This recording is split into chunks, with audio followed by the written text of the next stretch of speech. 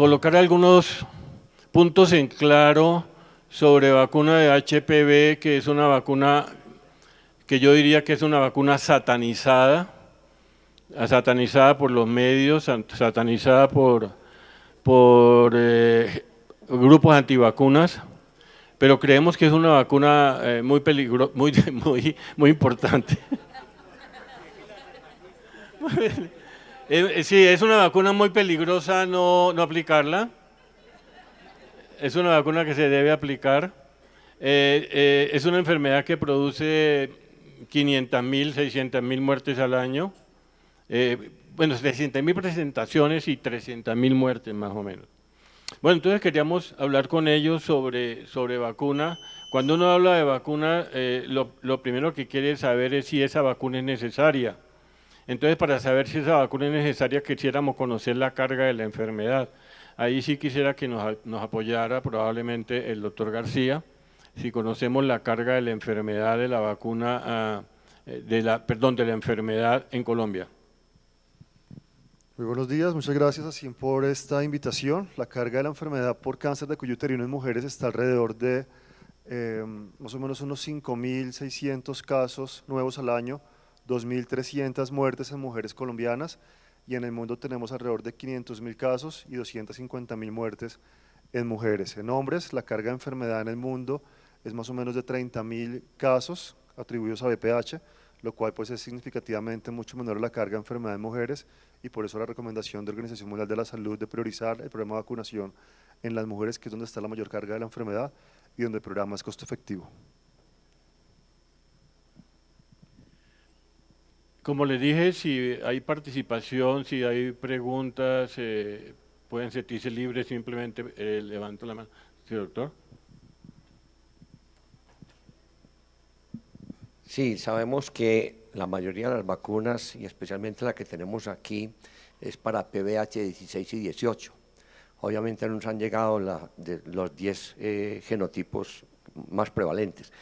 Y me llama la atención que el año pasado se presentó un estudio de dinámica, donde mostraron la frecuencia, cuáles son los virus más prevalentes en Colombia. Y 16 y 18 quedaron de últimos, siendo otros genotipos mucho más prevalentes.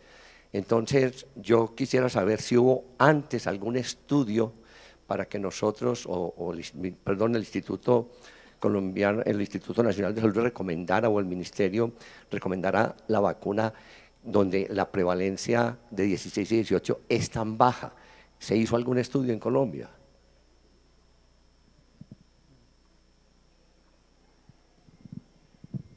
¿La doctora Delgado o el doctor Pérez? Sí, el Instituto Nacional de Cancerología realizó un estudio en el año 2002 o 2004, no estoy muy seguro, donde con la doctora Nubia Muñoz se demostró que para Latinoamérica eran el virus 16, 18 y 31 en vez del 45, que en el mundo es el tercer virus que causa cáncer cervical.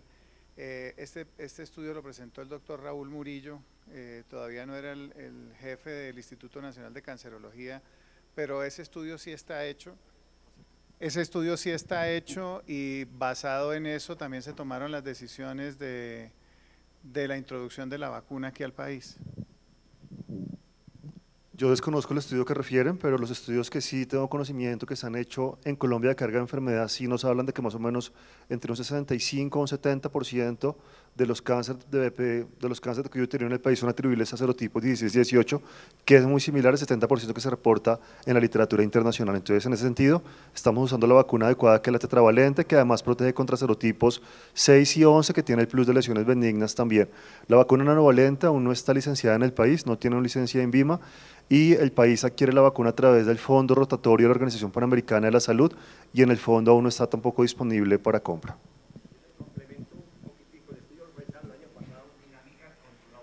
Espérate. No, simplemente les comento que este estudio se presentó el año pasado, donde cuando se hizo estudio de PBH para detectar PBH en mujeres mayores de 30 años, el 16 y el 18, fueron más o menos como unos 12.000 pacientes que tamizaron para PVH. Y llamó pues la atención y así lo presentaron, que se quedaron aterrados de la baja prevalencia de 16 y 18 en estas mujeres a las cuales está recomendado pues hacer el estudio de PVH. Simplemente es un estudio actual del año pasado, lo pueden solicitar al Laboratorio Dinámica que tamizó Barranquilla, Colombia, Medellín y no sé qué otras ciudades, pero muy grande la muestra y así lo encontraron, eso simplemente lo quiero comentar.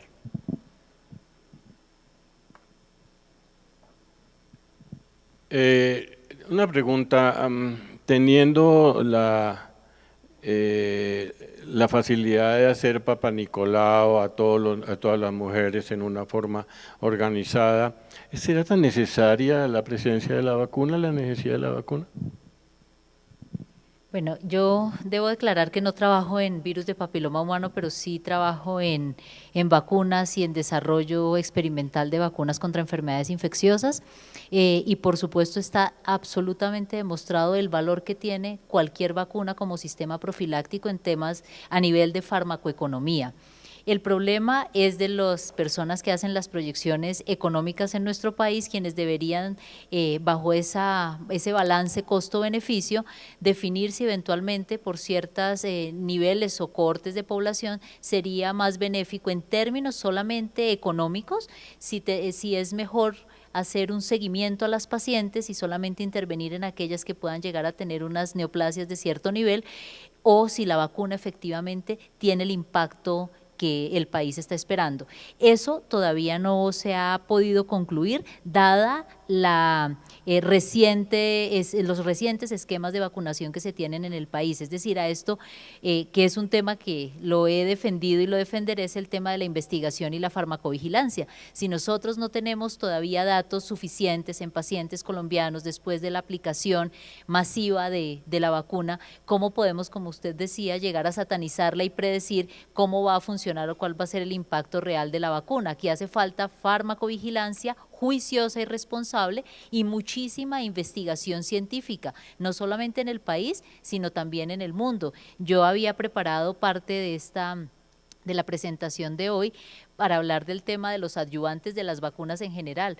Todo el mundo habla muy bien del antígeno como un componente importante de una vacuna, pero una vacuna es un medicamento que no solamente está constituida por el antígeno, sino tiene auxiliares de formulación y tiene algo muy importante que son los adyuvantes. Y el tema de la seguridad de los adyuvantes también está pues en estudio. Entonces nosotros deberíamos incorporarnos más juiciosamente en temas de investigación, esperar ser mucho más activos y participativos en el seguimiento de tanto de la eficacia como la de seguridad de la vacuna para tener datos propios y poder tomar decisiones un poco más acertadas. Sí, yo quiero hacer un comentario acerca del tema de la citología y de qué tan importante es vacunar o no. Primero, las proyecciones que se tienen para el año 2025 es que de 500.000 casos de cáncer nuevos que hay vamos a pasar a 650.000. O sea que no va a haber un impacto real con todo lo que se ha hecho a nivel del mundo. Entonces, en incidencia y mortalidad estamos realmente estancados y vamos a ver que está aumentando. ¿Qué está pasando en Colombia? Los que trabajamos en prevención de cáncer cervical, lo que estamos viendo es que el cáncer cervical se presenta después de los 35 años y la mayoría de estas mujeres, casi el 30%, llegan en estadios avanzados.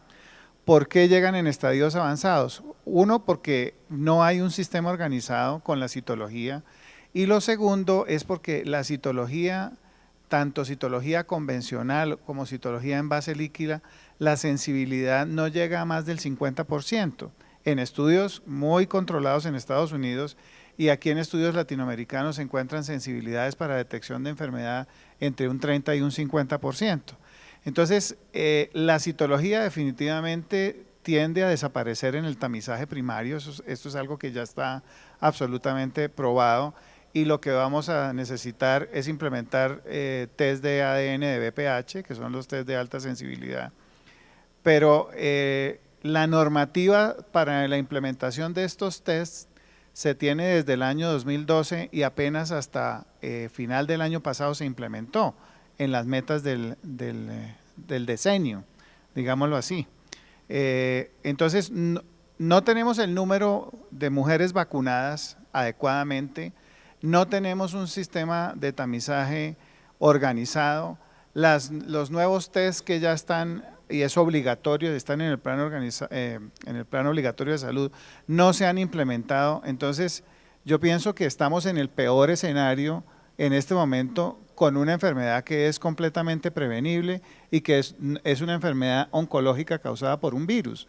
Entonces, lo que yo quiero es llamar la atención de que aquí decimos sí, hay vacunación, hay citología, hay pruebas de ADN, de VPH, pero el cáncer va a seguir en aumento porque las estrategias no han tenido la ruta adecuada por múltiples factores. Quiero referir que en el año 2011 el Ministerio contrató con la Universidad Nacional la realización de un estudio de costo-efectividad. O sea, sí tenemos en el país un estudio de costo-efectividad para la introducción de la vacuna. Ese estudio fue revisado por el Comité Nacional de Prácticas de Inmunizaciones, del cual hace parte la Asociación Colombiana de Infectología. Después de ellos revisar toda la evidencia científica que había y el estudio de costo-efectividad, recomendaron al Ministerio la introducción de la vacuna como una estrategia costo-efectiva. Paralelamente, el Instituto Nacional de Salud y el INVIMA han estado realizando todo el seguimiento post-comercialización de la vacuna en el país para todos los temas de farmacovigilancia, y podemos decir que esa ha sido una de las vacunas con más estudios de farmacovigilancia internacionalmente, precisamente por todo lo que ha pasado y más estudiada además por la Organización Mundial de la Salud. Yo pienso que la principal, lo que quería es que llegáramos a la conclusión del doctor Pérez, perdón, que la citología no elimina la necesidad de la vacuna. Y yo quisiera hacerle, es decir, hay tantas cosas que hay que tocar en este punto que nos parece que 25 minutos es demasiadamente poco. Yo quería preguntarles a ustedes, pero con la verdadera respuesta, ¿cuántos de ustedes que están aquí en este auditorio están convencidos de la necesidad de aplicar la vacuna contra HPV? Bueno, pues eso ya nos dice que estamos bien, porque ahorita vamos a hablar de lo más preocupante.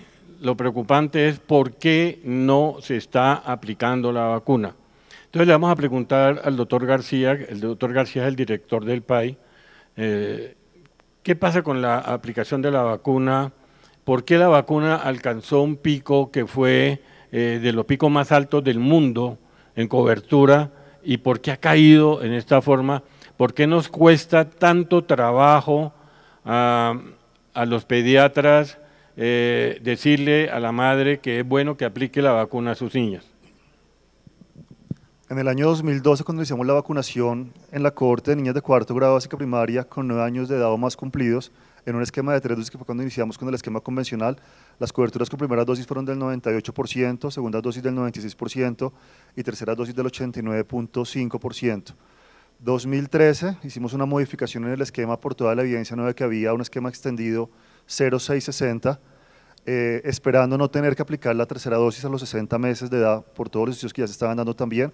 Con esa recomendación pudimos optimizar un poco los recursos que teníamos, gestionar más recursos por las altas coberturas que tuvimos y la buena aceptación del programa en el país, y hicimos un catch-up desde los 9 años hasta los 17 años, o desde cuarto grado básica primaria hasta grado 11 bachillerato para todas las niñas que tuvieran ya 9 años o más de edad, con una cantidad de niñas vacunadas en ese año de cerca de 2.3 millones de niñas, una cobertura del 95%, es decir, en el 2013 el 95% de las niñas entre 9 y 17 años ya había iniciado su esquema de vacunación.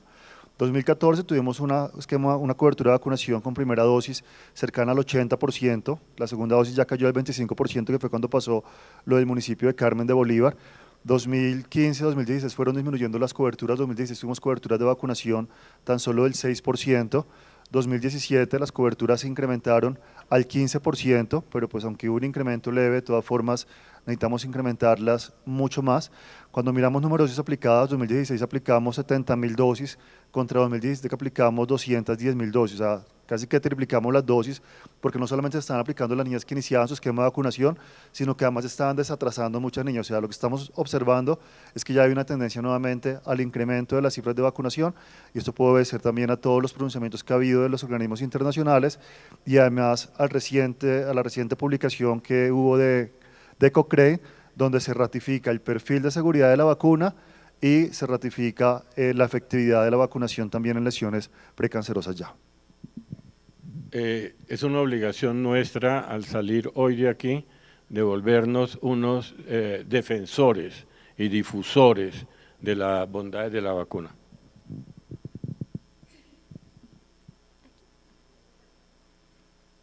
Bueno, yo creo pues que evidentemente se tienen que vacunar las niñas, el grupo blanco, etcétera, etcétera, y todos estos problemas son como de estupidez humana y demás.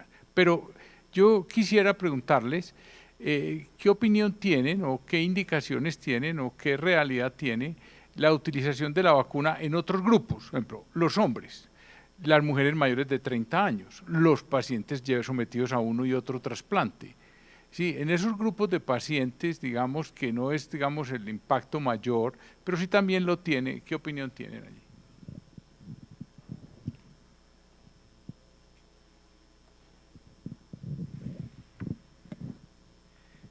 Sí, esa es la población que nos toca a los ginecólogos, digamos, en gran parte, que es la población, la vacunación de mujeres adultas.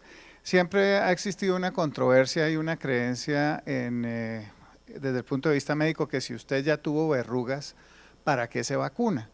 O que si usted ya tuvo una lesión precancerosa, ¿para qué se vacuna?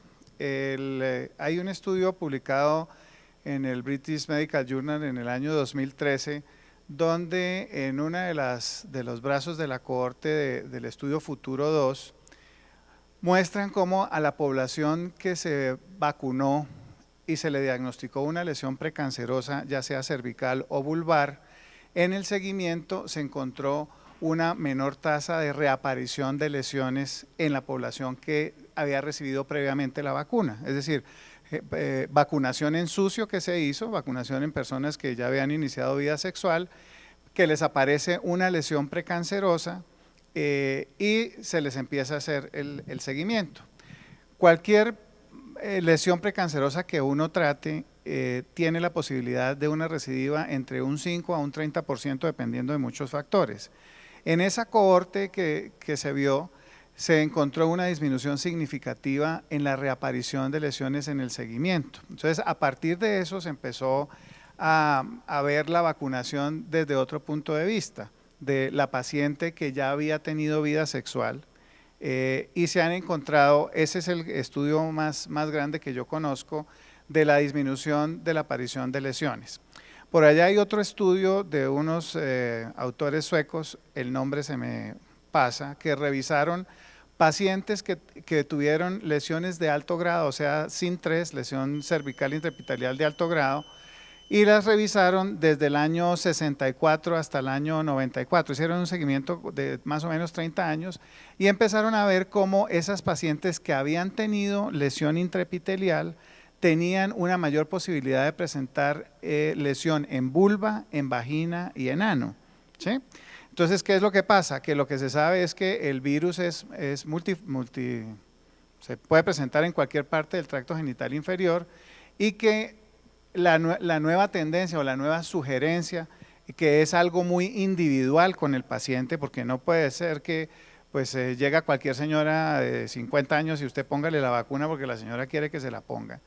Pero usted sí tiene que aconsejarle a la paciente, el paciente tiene que tomar la decisión, porque no es que uno obligue al paciente, simplemente se le dice, la vacuna va a tener una protección, no es una protección probablemente mayor del 50%, pero es lo único que yo puedo hacer para que usted tenga un menor riesgo de una reaparición de una lesión cervical o de, si usted tuvo una lesión de alto grado, prevenir que a futuro tenga una lesión vulvar, una lesión que se presentan 20 o 30 años después.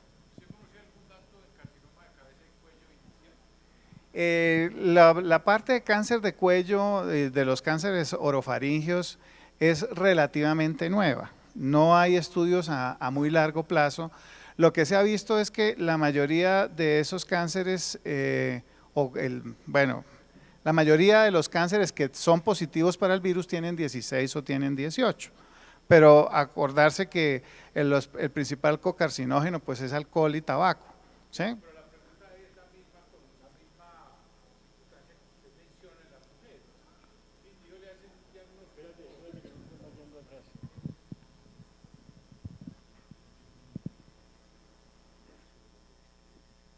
Bueno, no, pero la pregunta es parecida a la que usted menciona en las mujeres, que me parece muy interesante, pues, que algún grado pues, de protección tendrá en ese grupo de pacientes, pero es similar. Una persona hace un diagnóstico inicial, incipiente, y una lesión oral, ¿cierto? Ese individuo tendrá un comportamiento diferente o un cambio en digamos, en el resto de su vida, en probabilidades, si se vacuna en ese momento.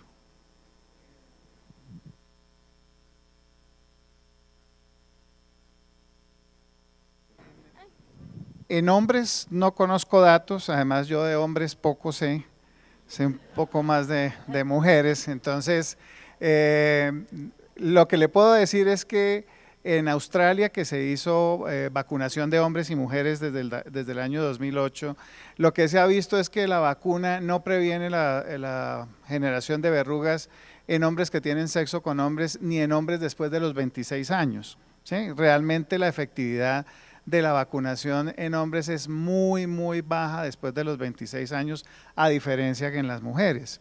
En cáncer de cabeza y cuello, acuérdense que el cáncer de cabeza y cuello es un poco más tardío en aparición, entonces no hay estudios suficientemente largos para saber qué va a pasar, y resulta que nadie ve precánceres de cabeza y cuello, como nosotros sí vemos precáncer de cuello uterino, porque nadie le mira la boca a la gente o nadie le dice échese un buche con ácido acético como hacemos, bueno, nosotros no le echamos un buche, pero sí le ponemos el ácido acético en el cuello y vemos los precánceres. Muy seguramente si uno fuera donde el odontólogo y le dijera haga un buche, de pronto le encuentra uno, bueno, no a los ginecólogos sino a la otra población, le podría encontrar leucoplasias o le podría encontrar lesiones en cavidad oral, ¿sí? Pero nadie se preocupa del precáncer en orofaringe realmente, entonces tener datos es muy difícil. Discúlpeme, yo quisiera aportar porque usted nos preguntó sobre la opinión y lo primero que debería hacerse es una tipificación del tipo de virus que está afectando este grupo de pacientes, no necesariamente mujeres, en hombres también. Y relacionado un poco con la pregunta que hacía ahorita también el doctor, cuando nosotros hablamos de farmacovigilancia hablamos de temas de punto final, ¿no? Protegió, no protegió, pero en una incidencia tan baja, porque hasta donde recuerdo es menos del 2%, donde las personas que tienen contacto con el virus en infecciones recurrentes terminan en un carcinoma, es muy difícil llegar a valorar un impacto de la vacuna. Cuando hablamos de una farmacovigilancia activa, en otros términos, no es solamente el desenlace clínico, se tendría que hacer un monitoreo de anticuerpos, de células CD8 reactivas específicas contra ese tipo viral, y ahí sí hay estudios en donde no necesariamente la vacuna de serotipo 16 y 18 tiene una efectividad vía reactividad cruzada. Entonces sí es importante hacer estudios suficientes que permitan definir el impacto que tendría para otro tipo de carcinomas, específicamente con los serotipos que están incluidos en las vacunas.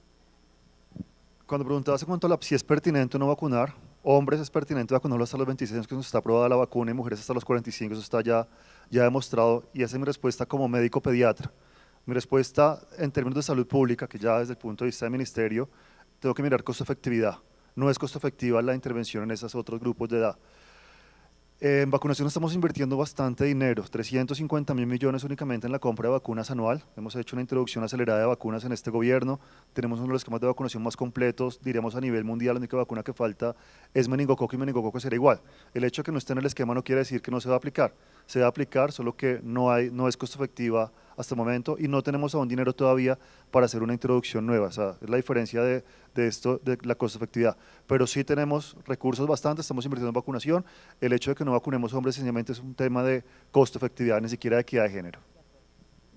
Quiero que quede constancia en este auditorio que le estamos pidiendo al director del PAI que le coloque el refuerzo de vacuna de Hemófilus, que no tenemos en el país.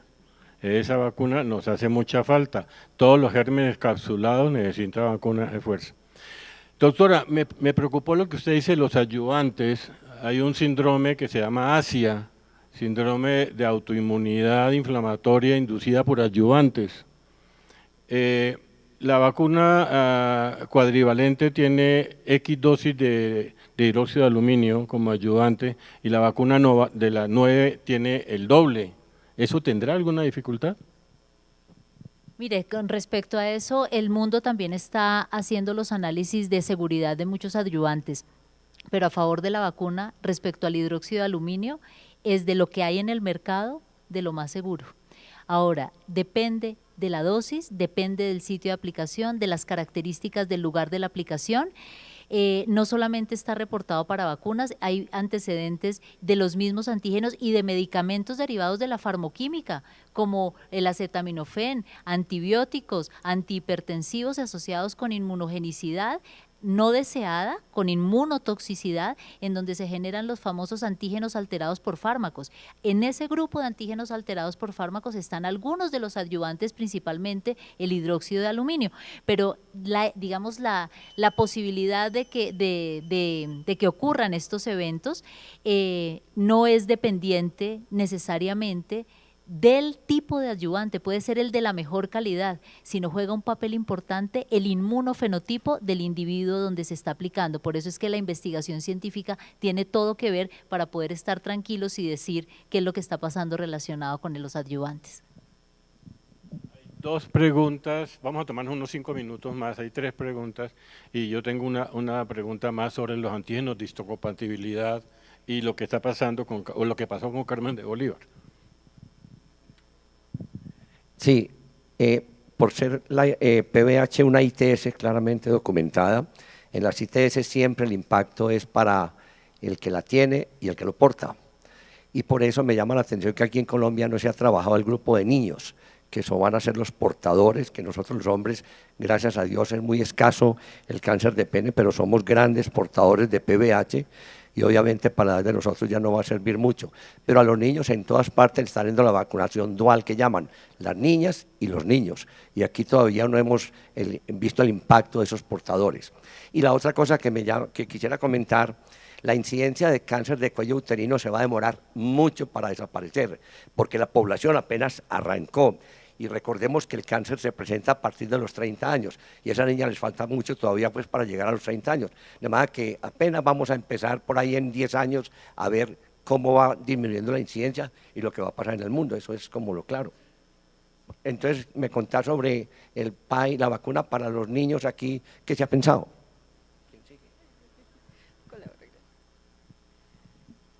Gracias. Mi comentario tiene 2 aspectos. El primero, me parece a mí, y yo creo que la vacunación debe seguir, debe hacerse, es importante que el país la tenga. Me da la impresión que las autoridades de salud no han sido suficientemente contundentes en demostrarle a la población colombiana que el caso de Carmen de Bolívar no se va a repetir.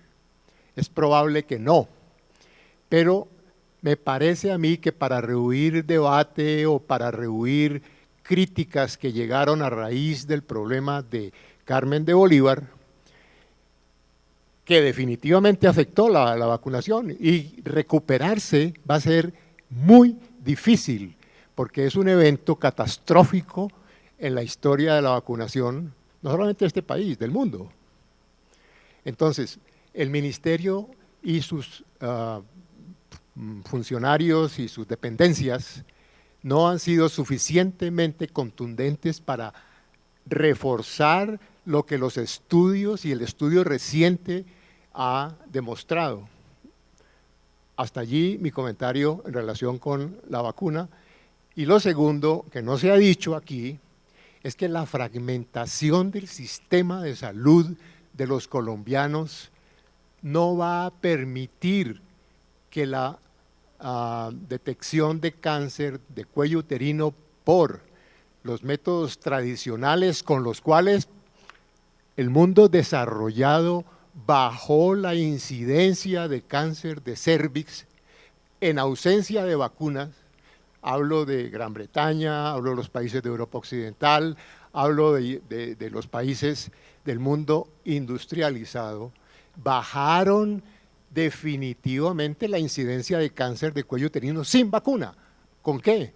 Con los programas de tamizaje y el Papa Nicolau. Pero ¿cómo le puede usted pedir aquí a Colombia un sistema fragmentado como el que tenemos, donde las EPS son las que deciden qué hacer, cuándo hacer y cómo hacerlo, y tan campantes seguimos como el caminante de Johnny Walker, ¿no?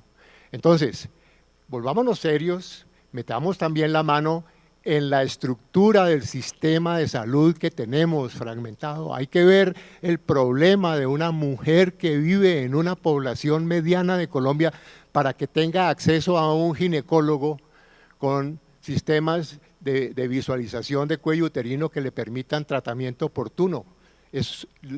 Las esperas, los viajes, las citas son kafkianas.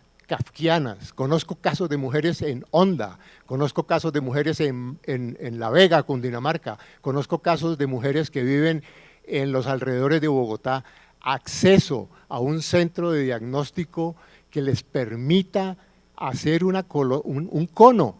Es todo un camello, es un compromiso imposible, de manera que así no vamos a bajar la incidencia de cáncer. Quizás hay una pregunta que no se ha tocado y que es muy importante, que yo creo que está en la cabeza de todos, es 3 versus 2 versus 1 dosis. Ya tenemos datos importantes. Hay los datos, Patricia, los datos de Costa Rica, de 2 dosis y efectividad, y hay unos datos bastante nuevos, por no decir muy actuales, que hablan de una sola dosis. ¿Cuál es la opinión del grupo?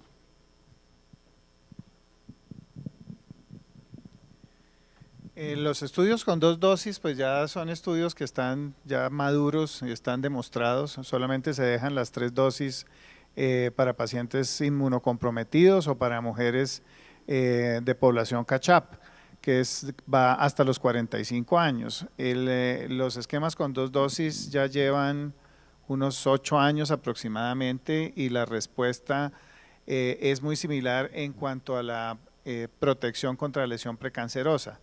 Con una dosis hay muy pocos estudios y llevan muy corto tiempo. Entonces realmente poder hablar de una sola dosis en este momento pues no es lo más pertinente y no es lo más prudente, ¿no? Realmente. Lo que sí está demostrado es que 0,06 es el esquema para la población naive y es un esquema que ya está absolutamente probado. El 26 de abril, el mes pasado, hace casi un mes, tuvimos reunión del Comité Nacional de Prácticas de Inmunizaciones donde revisamos toda la evidencia que había actualmente. Vimos ya suficiente soporte científico para hacer la recomendación al país de un esquema de 2 dosis para todas las niñas entre 9 a 18 años de edad sin inmunocompromiso. Eso ya fue la recomendación que dio el comité al Ministerio de Salud y ya se hizo la comunicación a todo el país. Desde ese momento el país ya adopta un esquema de 2 dosis para todas las niñas entre 9 a 18 años de edad con un sistema inmune adecuado. Cualquier niña con alteraciones en el sistema inmune, con inmunocompromiso o con 19 años para arriba, el esquema debe ser convencional de 3 dosis 026. En cuanto a lo que hablaban de la respuesta de gobierno frente a lo que ha pasado, yo hablaría de una corresponsabilidad del personal de salud. Esto no es solamente un tema de gobierno, el Ministerio de Salud salió conjuntamente con el Instituto Nacional de Salud con el estudio que se realizó donde no se hablaba ninguna asociación entre lo sucedido en el municipio de Carmen de Bolívar con la vacunación contra VPH, lo han hecho las sociedades científicas y académicas también en el país, lo hizo en su momento el presidente de la República, lo hizo el mismo ministro de Salud ante los medios de comunicación, pero necesitamos el voz a voz de ustedes porque los pacientes a quien van a consultar es a cada uno de ustedes y preguntarles si lo hacen o no lo hacen y necesitamos que ustedes estén convencidos y den la recomendación a los pacientes. Los niños, como ya lo he dicho varias veces, no hay costo efectividad en la vacunación de niños. Como lo dije antes, como pediatra, la recomendación en términos de intervenciones individuales es vacunarlos. Si un papá lo quiere vacunar, individualmente lo iría a vacunar, pero en términos colectivos de salud pública, que es lo que tenemos que ver del Ministerio de Salud, la estrategia no es costo efectiva aún y por eso no hay una recomendación internacional. Quienes están vacunando niños no lo hacen en términos de costo efectividad, sino de equidad, de que los niños igual deben vacunarse igual que las niñas, simplemente en términos de equidad. En cuanto al término de portadores, tanto hombres como mujeres son portadores igualmente, pero la enfermedad se expresa mucho más en mujeres y por eso la recomendación está en mujeres.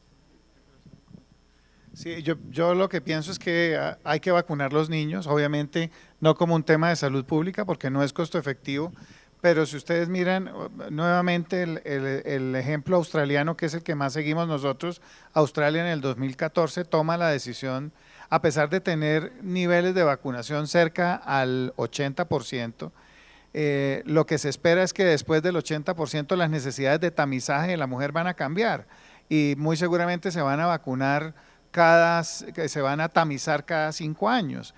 Entonces, la idea es que si uno puede recomendar a alguien que se vacune, un varón debe vacunarse. Australia ya lo hace a partir del año 2014, a pesar de tener un sistema de vacunación tan robusto. Y hay otras cosas nuevas. Hay un estudio que se está conduciendo en México y en otras partes del mundo que se llama el estudio FASTER. El estudio FASTER combina el tema de tamización y vacunación. ¿Qué hace el estudio FASTER? Si una mujer llega a los 30 años, se le hace un test de ADN de VPH y es negativa para 16 y 18, inmediatamente se vacuna, ¿sí? A los 30 años, que es cuando se supone que después de los 30 años es cuando aparece la persistencia de las lesiones precancerosas o el virus. Entonces, por eso hoy en día cada vez más nosotros estamos recomendando vacunar no solamente adolescentes y población naive, sino también estamos recomendando vacunar población adulta. El hecho de usted tamizar una mujer de 30 años y ser negativa para los virus y vacunarla, probablemente cuando se termine este estudio, que va a ser a 10 años, es que esa mujer solamente se le va a volver a hacer un test de tamizaje 10 años después, otro 10 años después y nada más. Entonces, realmente la vacunación, pues obviamente ustedes lo miran desde el lado de la pediatría, pero nosotros lo miramos desde todo punto de vista, porque no hay una sola estrategia para disminuir la incidencia de cáncer cervical, son muchas. Y como lo decía el doctor, el cáncer cervical empieza después de los 35, a este grupo que se vacunó pues vamos a tener que esperar mucho tiempo y lo que necesitamos es que el país incluya estrategias de tamización con pruebas de ADN de alta sensibilidad. Entonces no solamente es la estrategia de vacunación, sino la estrategia de tamización. O sea, esto tiene que ser una cosa en conjunta, no puede ser un solo tema. Yo creo que hay una última pregunta porque estamos alterando todo el orden del Congreso. El doctor que levanta la mano hace tiempos. Qué pena con usted, doctor. No, todo bien. Juan Carlos, no me dejó hablar. No, solamente quería preguntar sobre el asunto de la vacuna porque en términos del caso de Carmen de Bolívar, que realmente fue una debacle desde el punto de vista de salud pública, quisiera preguntar si existen antecedentes o comentarios sobre reales cifras de seguridad, de seguridad de la vacuna con respecto a otras y si el hecho de que sea una vacuna especial, porque es una vacuna de tipo BLP, tiene alguna implicación, algún impacto en esas cifras de seguridad.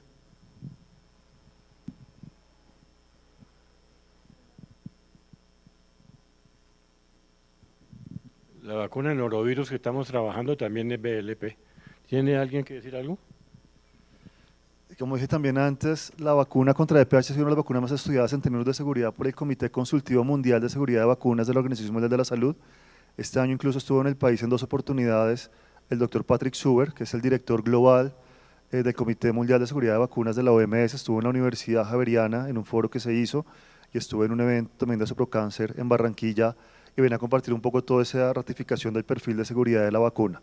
Lo único con lo que se ha podido encontrar una asociación hasta este momento es con síndrome de Guillain-Barré en un estudio francés. Sin embargo, lo que se refiere con ese único estudio no es suficiente para sacar conclusiones, hay que continuar haciendo seguimiento. Con el resto de enfermedades con nada se ha encontrado ninguna asociación y ha sido un poco lo que ratifica la publicación de Cochrane, la revisión de Cochrane de hace 20 días más o menos que salió, donde ratifica que comparando grupos de niñas, cohortes de niñas vacunadas versus cohortes de niñas no vacunadas, no hay un incremento significativo de ninguna enfermedad en el grupo de niñas vacunadas versus el grupo de niñas que no se vacunaron. O sea, yo no puedo esperar que desaparezcan las enfermedades de las niñas que estoy vacunando, sino sencillamente que no incrementen, y eso es lo que ha venido sucediendo en los diferentes estudios grandes y con soporte que se han hecho.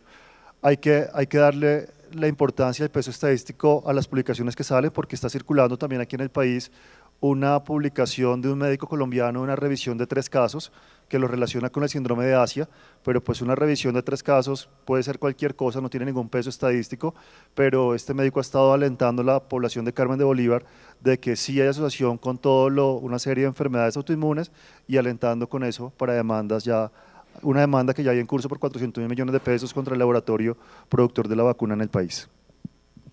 Bueno, yo quiero mencionar y reiterar que desde lo personal y lo que nosotros hemos revisado como grupo de investigación en inmunotoxicología en la Universidad Nacional, sin duda las vacunas, y esta vacuna que ha demostrado ser eficaz y segura, tiene que seguirse usando y tiene un impacto sin duda en la salud de la población colombiana, en particular relacionado con la pregunta que hacía el doctor Castellanos.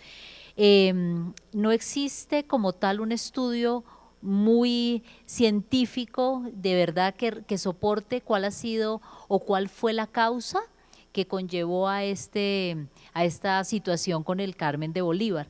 Lo que sí debo mencionar, porque también es prudente hacerlo en este escenario, es que la misma Organización Mundial de la Salud, el DNDi y el Instituto Pasteur de Francia recomiendan que debe hacerse en el marco de la farmacovigilancia estudios o intervenciones por parte de grupos de investigación independientes. Es lo que recomiendan no solo para la vacuna de VPH, sino para cualquier medicamento, porque aquí, y no nos vamos a decir mentiras, el tema de la industria farmacéutica y del patrocinio y de la financiación de los estudios por parte de la misma industria, que es la que produce los medicamentos, ha sembrado algún manto de duda con respecto al manejo ético de la información. No estoy diciendo que ese sea el caso de la vacuna del VPH, lo que estoy diciendo es que esas son las recomendaciones que la misma Organización Mundial postula y dice: ojalá grupos de investigación independientes a los laboratorios farmacéuticos que comercializan, porque hasta donde yo sé no se producen vacunas de esta naturaleza en el país, sí deberíamos estar involucrados, y obviamente no en 3 casos, eso no es un estudio para nada juicioso, pero resulta que cuando hay eventos inmunotóxicos, también las guías de farmacovigilancia y las guías de monitoreo de medicamentos en el exterior de agencias como la FDA, como la EMA en Europa, como la agencia japonesa, recomiendan o hablan no solamente de la significancia estadística, hablan de la significancia o de la relevancia biológica, donde un caso puede ser significativo. Entonces ahí yo repito que no solamente hay que tener estudios estadísticamente significativos, sino que también hay que prestar atención de los casos que no tengan significancia estadística y que pueden tener relevancia biológica. Muchas gracias, doctor Pérez, muchas gracias, doctor Vega, muchas gracias a ustedes.